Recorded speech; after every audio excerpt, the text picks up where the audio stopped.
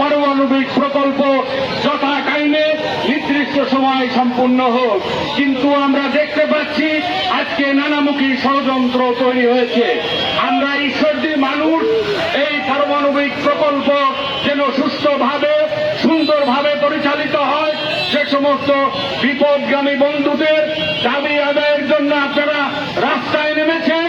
আমরা ঈশ্বরদীর মানুষ মনে করি এখনো সময় আছে, আপনারা নির্দিষ্ট গণ্ডির মধ্যে এসে আপনাদের সমস্যা সমাধান করেন। রাস্তায় নামবেন না। রাস্তায় নামলে ঈশ্বরদীর মানুষ একত্রিত হয়ে আপনাদেরকে সমুচিত জবাব দিবে। এই রূপপুর প্রকল্প নিয়ে কোন ষড়যন্ত্র ঈশ্বরদীর মানুষ সহ্য করবে না।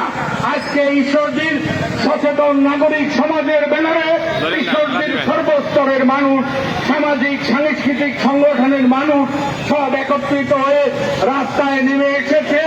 ঈশ্বরদীর এই পারমাণবিক বিদ্যুৎ প্রকল্পে শুধু ঈশ্বরদীর মানুষই কাজ করে না, সারা দেশের 20,000 মানুষ কর্মরত রয়েছে। এর মধ্যে 5,000 মানুষ রয়েছে বিদেশি বন্ধুরা। যে বিদেশি বন্ধুরা আমাদের এই দেশের এই মেগা প্রকল্প বাস্তবায়নের জন্য নিরলসভাবে কাজ করে যাচ্ছেন। আমরা আজকের এই সমাবেশ থেকে অনতি বিলম্বে আমরা দাবি জানাই এই প্রকল্পের সকল সমস্যা সমাধান করে রূপপুর পারমাণবিক বিদ্যুৎ প্রকল্পের কাজ এগিয়ে নিয়ে যাওয়া হোক। আমরা দাবি